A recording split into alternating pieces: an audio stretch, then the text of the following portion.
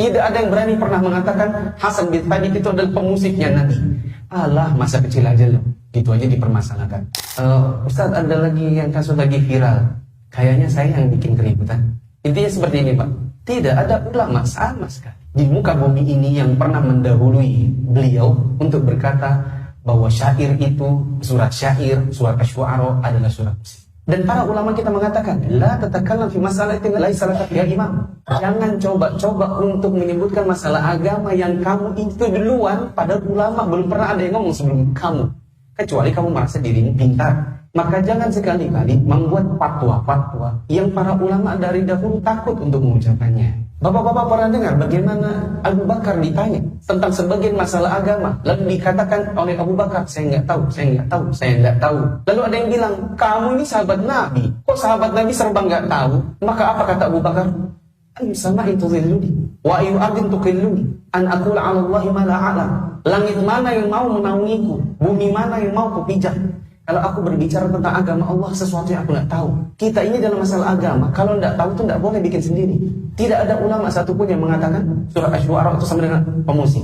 Tidak ada yang berani pernah mengatakan Hasan bin Thabit itu adalah pemusiknya Nabi. Bagaimana bisa Nabi SAW menghadirkan satu orang dalam masjid sebagai pemusik, sementara suatu hari Nabi lewat, ada orang bermain musik, Nabi tutup kuping. Bertentangan hadisnya, Nabi tutup kuping karena dengar, kok Nabi juga bikin bawa pemusik masuk dalam masjid? Mungkinkah? Yang ketiga, Bapak tahu keyboard? Tahu dong. Piano, gitar, itu apa namanya? Kalau ada yang bilang itu alat syair, maka dia harus balik SD lagi. Itu di SD pelajaran kesenian digolongkan alat-alat musik.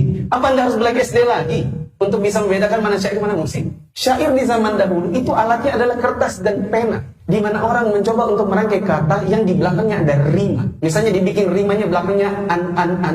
Anta nurullahi fajran jibta ba'dal usri yusra, dan seterusnya. Kemudian di belakangnya an jadinya syair. Itu namanya syair.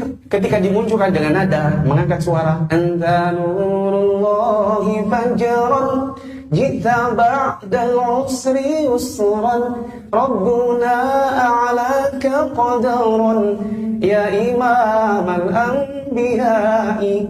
Diangkat suara, dibuat nada, itu namanya nasyid.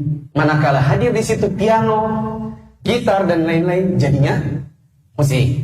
Ini yang kita pahami dari para ulama dari zaman dahulu. Belum pernah ada yang berkata seperti perkataan mereka sebelumnya. Kalau kemudian ada yang berkata, alah, masa kecil aja loh, gitu aja dipermasalahkan. Bagi Anda kecil, bagi kami besar. Kenapa bagi kami besar? Karena ada banyak kemaksiatan yang ada di kalangan kaum muslimin, itu sangat enak dikerjakan kalau ada musik. Orang di mana minum khamr lebih enak kalau ada musik. Lady Companion atau LC itu kerjanya semi-semi, agak-agak kadang-kadang melacur. Itu kalau enaknya di karaoke, di diskotik. Tempat dengerin apa? Musik. Orang bikin lagu, aku sedang ingin bercinta hanya karena sama kamu. Apa yang diajak? Zina. Enaknya ngajak pakai apa? Musik. Orang bikin ayo mari pacaran sayangku, hau. Tahun berapa itu?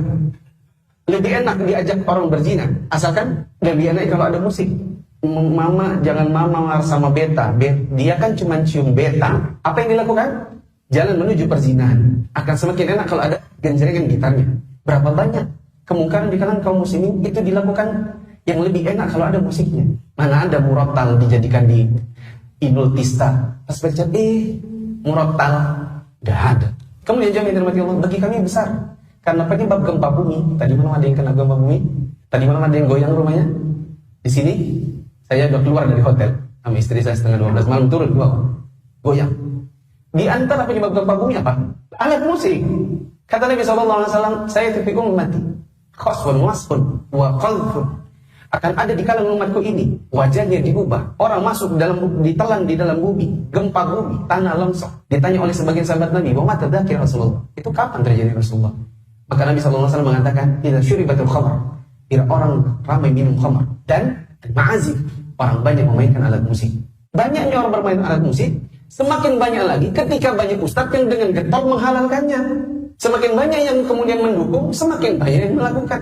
Katanya uang ustadz itu saja membolehkan. Kalau kita katakan, Nabi SAW berkata, saya tiqaumun fi ummati yasanul hira wal harira wal khamra wal ma'azif. Akan datang sekelompok orang di kalangan umatku ini menghalalkan zina, sutra bagi laki-laki, khamr dan alat musik. Nabi bilang ada yang menghalalkan, padahal itu haram, lalu Anda menghalalkannya, maka Anda ada buktinya bahwa Nabi benar.